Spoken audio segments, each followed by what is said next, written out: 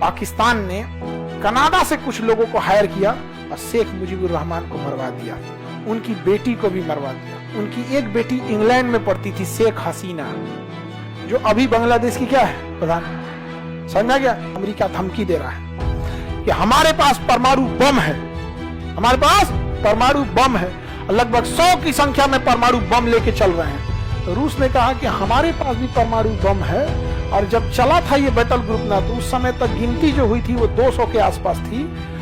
जल्दबाजी में पहुंचना था, गिनती नहीं हो पाई थी। कोई जासूस फोन कर दिया पाकिस्तान में, और पाकिस्तान वाला फोन कर दिया पनडुब्बी को कि जाओ तुम विशाखापट्टनम जाओ, जाओ वहीं विक्रांत है, मार के गिरा देना। और जब वहां गया ना, तो वहां कौन खड़ा था? INS राजपूत।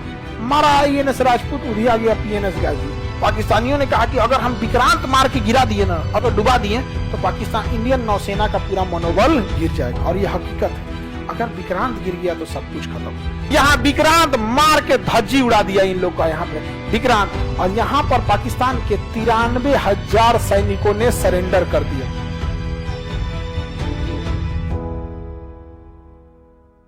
क्या किया गया? धो दिया गया, मार के तबाह कर दिया गया पाकिस्तानी लोग को यहाँ पर। और यहाँ पे पाकिस्तान के पास यहाँ से अब इधर जो खाना पीना घट गया, बंगाली सब तो खाना देगा सब नहीं इनको, हाँ जो अरे दे दे सब इन लोग को, तो खाना पीना कहां से जाएगा? तो इधर से जा रहा था गोला बारूद, इधर से जा रहा था, नेवी मार के यहीं उड़ा दी है। यहाँ से गोला बारूद सब खत्म हो गया इधर। और दौड़ा दौड़ा मारी कौन? भारतीय सेना। अब पाकिस्तान के पास एक पनडुब्बी थी जिसका नाम था PNS गाजी। PNS गाजी ये दुनिया की सबसे खतरनाक पनडुब्बी थी उस टाइम की। ये पानी के अंदर चलती थी, पानी के अंदर रहते, पानी के अंदर, अब मिसाइल मार देती थी। पानी के अंदर चलने की वजह से कभी दिखती ही नहीं थी, दिखाई नहीं देगी, समझा गया कि नहीं? पानी के नीचे रहेगी कैसे दिखेगी? और इसको आदेश दिया गया कि तुम कराची से निकलो और जाके किसको मार दो? विक्रांत जहाज को। हम लोग का उस समय का सबसे बड़ा जहाज था विक्रांत, 1 किलोमीटर लंबा। कितना? और उसके ऊपर जहाज उतरती थी, एयरपोर्ट था उसके ऊपर। जहाज क्या था? विक्रांत। और इसके ऊपर क्या था? एयरपोर्ट। यहां लड़ाकू जहाज उतरती थी और वो पानी में ले जाके यहां लगा दिया, तैरता हुआ एयरपोर्ट। और यहां से मिसाइल भी मार रहा है। और जैसे यहां से एयरफोर्स बम गिराई, वापस फ्यूल भरने, हथियार भरने गई, तो यहां से उड़ाई बम गिराया, धड़ धड़ धड़। जब इसका फ्यूल खत्म हुआ, हथियार खत्म हुआ, तो ये कहां आया? अपने जहाज में। तब तक ये फ्यूल भर के रेडी हो गई। बांग्लादेशी को यार टाइम तो दिया करो यार, भागने का भी टाइम नहीं देता। तो पाकिस्तानियों ने कहा कि अगर हम विक्रांत मार के गिरा दिए ना, अगर डुबा दिए, तो पाकिस्तान इंडियन नौसेना का पूरा मनोबल गिर जाएगा। और यह हकीकत है, अगर विक्रांत गिर गया तो सब कुछ खत्म, क्योंकि सबसे शक्तिशाली जंगी बेड़ा वही था। और विक्रांत को अगर कोई मार सकता था तो PNS गाजी मार सकता था। और चल दिया PNS गाजी। जब चला था तभी दिखा था, यहां से पानी में अंदर घुस गया, पता नहीं चला कहां है कहां नहीं है यहाँ पे। अब क्या किया जाए? तो PNS गाजी को अंडमान निकोबार में छुपा दिया गया। उसको साइलेंटली कहां भेज दिया गया? अंडमान निकोबार। विक्रांत को, गाजी को नहीं, विक्रांत को छुपा दिया गया। लेकिन यहां दिमाग लगाया नौसेना ने। उसने विशाखापट्टनम बंदरगाह पर क्या किया? हल्ला फैला दिया कि विक्रांत आ रहा है। कौन आ रहा है? विक्रांत। जबकि विक्रांत कहां था? हल्ला कर दिया गया विक्रांत कहां आ रहा है? विशाखापट्टनम। क्यों आ रहा है? तो फ्यूल भरेगा, खाना पीना भरेगा। अब विक्रांत में 5,000 सैनिक तैनात थे, तो 5,000 के आदमी डेली 3 टाइम खाना खाएगा, यानी एक दिन में 15,000 आदमी खाना खाएगा। और अगर वो 1 महीना का खाना एक बार में भरता है, तो एक दिन में अगर 15,000 का खाना, तो 1.5 लाख लोगों का खाना रखेगा। समझ रहे हैं? 1.5 लाख कौन चीज?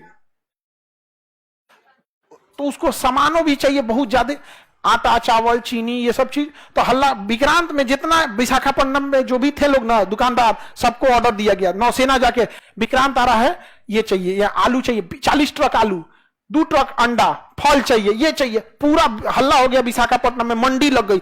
विक्रांत में जाएगा, विक्रांत में जाएगा। वहां कोनो जासूस फोन कर दिया पाकिस्तान में, विक्रांत आ रहा है। कौन आ रहा है? विक्रांत। अच्छा, PNS गाजी को मारने की क्षमता अगर किसी में थी तो INS राजपूत में थी। एक जहाज थी जिसका नाम था INS राजपूत, और INS जहाज राजपूत खराब हो गया था, उसकी इंजन में कुछ गड़बड़ी आ गई थी, और उसके बनने के लिए उसे रखा गया था कहां पर? विशाखापट्टनम। तो सोचिए, INS राजपूत तो जा नहीं सकता था, कहां रखा हुआ था? विशाखा। अब बुला लिया गया PNS गाजी को, कहां? विशाखा। कोई जासूस फोन कर दिया पाकिस्तान में, और पाकिस्तान वाला फोन कर दिया पनडुब्बी को कि जाओ तुम विशाखापट्टनम जाओ, जाओ वहीं विक्रांत है, मार के गिरा देना। और जब वहां गया ना तो वहां कौन खड़ा था? INS राजपूत। मारा INS राजपूत, उधिया गया PNS गाजी। PNS गाजी डूब गया।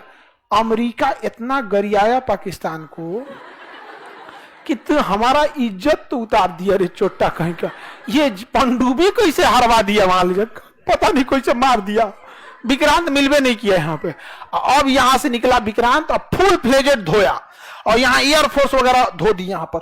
अब पाकिस्तान किसको बोला? अमेरिका को, कि हमरा जान प्राण बचा लीजिए, बहुत इज्जत का सवाल है, अगर ये बच गया ना ये जगह हम आपको सैन्य अड्डा के लिए दे देंगे। आप यहां से चाइना को कंट्रोल कीजिएगा, भारत को कंट्रोल कीजिएगा यहां पर। तो वहां से कौन चल दिया?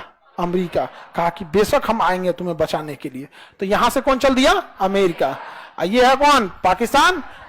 और ये यहां लड़ाई चल रही है बांग्लादेश में, और यहां हम लोग का कौन खड़ा है? विक्रांत। अब यहां से अमेरिका भेज दिया सबसे बड़ा जंगी जहाज, और उसके साथ कई जहाजों की पूरी बैटल ग्रुप चल रही थी। पनडुब्बी जो थी नीचे, उसका पनडुब्बी लेके आया, विमान वाहक पोत लेके आया, मिसाइल मारने वाला आया, कई जहाजों का पूरा ग्रुप लेके कौन चल दिया? अमेरिका।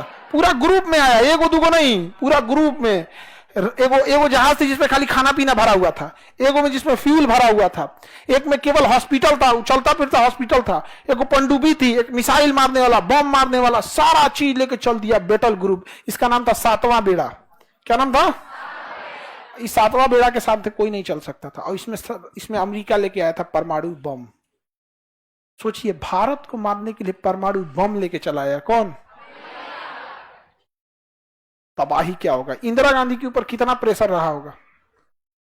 यहां तो लड़ाई चली रही है बांग्लादेश में, तब इंदिरा गांधी ने रूस को बोला। किसे बोला? कि हमरा बचा लीजिए। वो चल दिया है कितना लेके? 7वां बेड़ा ले। तो रूस कहा कि यहां तो आपको कोई जरूरत नहीं ना है। कहा ना, इसको तो हम धो दिए हैं, खत्म कर दिए, धो धा के बराबर है। तो यहां से इसने भी अपने बैटल ग्रुप को भेज दिया यहां पे। इसके में भी पूरा परमाणु बम पनडुब्बी तैनात थी। इसका नाम था 40वां बेड़ा। रूस क्या भेज दिया? 40वां बेड़ा। अमेरिका भेजा 7वां बेड़ा। अमेरिका को आने में टाइम लगा, जब तक रूस यहां आके पहुंच गया। अब पूरी जहाजों को यहीं लगा दिया चारों ओर से, 40वां बेड़ा चारों, और ऑटोमेटिक मिसाइल तैनात कर दिया कि अगर तुम 400 किलोमीटर से कम दूरी मेंटेन रखोगे तो ठीक है, 400 किलोमीटर पास आ गए ना तो मार देंगे ऑटोमेटिक। और जितनी पनडुब्बी लेके आया था ना ये रूस, सारी पनडुब्बियों को ऊपर कर दिया रेडी टू फायर मोड में। तो अमेरिका के साथ ना ब्रिटेन भी आया था, ये दोनों साथे चलता है सर। तो ब्रिटेन वाला ना अपने प्रधानमंत्री को फोन किया, वी आर टू लेट। ई वाला टू, TOO, बहुत लेट हो गया। हाँ, हुजूर आते आते बहुत देर कर दी। वो गाना है ना, हाँ, बेचारा पाकिस्तान गाना गा रहा है, हुजूर आते आते बहुत देर कर दी। ब्रिटेन का रहा है बहुत देर हो गया, अब हमारे बस का नहीं है। 40वां बेड़ा आ चुका है। तो अमेरिका धमकी दे रहा है कि हमारे पास परमाणु बम है, हमारे पास परमाणु बम है, लगभग 100 की संख्या में परमाणु बम लेके चल रहे हैं।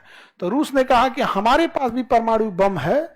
और जब चला था ये बैटल ग्रुप ना, तो उस समय तक गिनती जो हुई थी वो 200 के आसपास थी। जल्दबाजी में पहुंचना था, गिनती नहीं हो पाई थी।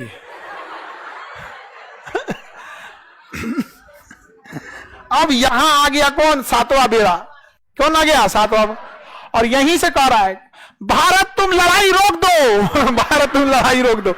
और यहां विक्रांत मार के धज्जी उड़ा दिया इन लोग का यहां पे विक्रांत। और यहां पर पाकिस्तान के 93,000 सैनिकों ने सरेंडर कर दिया। 93,000 पाकिस्तानी ने सरेंडर किया। हम नहीं लड़ पाएंगे। जब सेना सरेंडर करती है ना, तो अपना स्टार हटा देती है, टोपी उतार देगी, बेल्ट हटा देगी, और हथियार को जमीन पे रखेगी। हथियार को जमीन पे रखे, यह सरेंडर का होता है। 93,000 फौजियों ने सरेंडर किया था। बाप बाप होता है। याद कीजिए, उसी लड़ाई में यहां हमारे 120 सैनिकों ने सरेंडर नहीं किया। ये चोट्टा 93,000 सरेंडर किया। Guinness book of world record में है। पूरी दुनिया में सबसे बड़ा सरेंडर जो किया, किसने किया? पाकिस्तान ने सरेंडर किया, पूरी दुनिया में सबसे ज्यादा। और यहाँ रूस किसको संभाल लिया? अमेरिका को संभाल लिया। अब 93,000 सैनिकों ने सरेंडर किया और भारत ने कहा कि आप एक्सेप्ट कीजिए कि बांग्लादेश आपका नहीं है। तो कहा कि हम एक्सेप्ट करते हैं कि बांग्लादेश आज से स्वतंत्र हो। कहा कि शेख मुजीबुर रहमान को छोड़िए। तो भारत शेख मुजीबुर रहमान को लेके आया और शेख मुजीबुर रहमान को बांग्लादेश का क्या बनाया गया? प्रधानमंत्री। लेकिन पाकिस्तान ने कनाडा से कुछ लोगों को हायर किया और शेख मुजीबुर रहमान को मरवा दिया, उनकी बेटी को भी मरवा दिया। उनकी एक बेटी इंग्लैंड में पढ़ती थी, शेख हसीना, जो अभी बांग्लादेश की क्या है? प्रधान।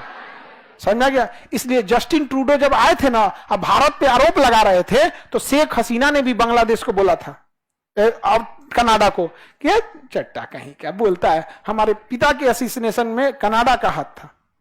समझा गया कि नहीं आ गया? यहाँ पे तो उधर निर्माण किसका हुआ? पाकिस्तान। लेकिन अमेरिका इतना दबाव बनाया भारत पर, और रूस ने भी दबाव बनाया कि भाई हमारा 40वां बेड़ा जल्दी खाली करो, हमरा औरों जगह लड़ाई लड़ने जाना है, समेटो यहाँ पे। तब तक मानेक शाह इंदिरा गांधी से कह रहे थे कि इधरों का कब्जा करिए लेते हैं, इधर भी कब्जा कर ही लेते हैं। लेकिन पॉलिटिकल प्रेशर इंदिरा गांधी पे ज्यादा था, क्योंकि अगर रूस अपना 40वां बेड़ा हटा लेता तो फिर अमेरिका चढ़ जाता। तो फिर वही हुआ कि हम इन 93,000 को लौटा देंगे। और शिमला सम्मेलन हुआ कि भारत और पाकिस्तान किसी भी विवाद को आपस में बैठ के सुलझाएगा, ना यूएनओ में जाएगा ना अमेरिका में जाएगा, शिमला समझौता में। इसीलिए जब भी पाकिस्तान यूएनओ में जाता है कि कश्मीर में जन्नत संग्रह करा दीजिए, कश्मीर के लोगों से पूछ दीजिए, तो भारत कहता है कि सब पहले साइड कीजिए। ये देखिए, ये चोट्टा 1972 में साइन किया है शिमला समझौता कि हम दोनों आपस में बैठ के बात करेंगे। कहिए कि चले दिल्ली बिरयानी खिलाएंगे, इसको बैठ के बात करते हैं। आपस में बैठ के जब बात किया जाएगा तो हर समय जब भी बाप और बेटा बैठ के बात किया है तो सुना किसका जाएगा? बाप का। समझ आ गया कि नहीं आ गया? यहाँ पे तो पाकिस्तान का हाल हो गया, बांग्लादेश क्या हो गया? स्वतंत्र हो गया। ये बताइए, बांग्लादेश को स्वतंत्र करने के लिए सबसे बड़ा बुनियाद तो पाकिस्तान ने डाला था। इस तरह से भेदभाव होता है जी। मतलब तुम्हारे देश के लोग थोड़े से अलग दिखने में हो गए, भाषा अलग हो गई तो तुम उसको। अब आप सोचिए, ये पाकिस्तानी जब अपने देश के आवाम के नहीं हुए तो हमारे होंगे? हाँ, कुछ आदर्शवादी लोगों का कहना है कि पाकिस्तान से मतलब पाकिस्तान को ऐसे नहीं बोलना चाहिए, ये नहीं करना चाहिए। अजब हाल है, आप पाकिस्तान को अच्छे से नहीं जानते हैं। इसका कोई उपाय नहीं है यहाँ पर। इन गधों को, इनको, खैर ये लोग तो अलग दुनिया के लोग हैं, फरिश्ते आएंगे इनको बचाने के लिए। 93,000 के लिए नहीं आया, शायद लेट हो गया था। समझ आ गया कि नहीं आ गया? तो बांग्लादेश का निर्माण कब हुआ? 1972 में लड़ाई हुई, लड़ाई मान्यता मिला 72 में। कितने सरेंडर हुए? 93,000। हम एक हिस्ट्री की बुक पढ़ रहे थे पाकिस्तान की, जैसे वहां के जो बच्चों की होती है, अब तो ऑनलाइन आप कहीं की बुक पर मंगा के पढ़ सकते, तो हम पाकिस्तान के बच्चों की किताब पढ़े। हम मैट्रिक की बुक लें, उसमें कहीं 71 की जंग की चर्चा नहीं है, तो हम ऑनलाइन ऑर्डर मतलब ऑनलाइन ऑर्डर करेंगे, आएगा नहीं तो एक ऑनलाइन पढ़ने की भी व्यवस्था होती है, ई बुक। क्लास 6 से लेकर 12 तक, जैसे हम लोग एनसीईआरटी पढ़ते हैं ना, उसके क्लास 6 से 12 तक में बांग्लादेश की लड़ाई की चर्चा ही नहीं है। बस चर्चा है, और ये 93,000 सैनिकों के सरेंडर की चर्चा नहीं है। समझा गया?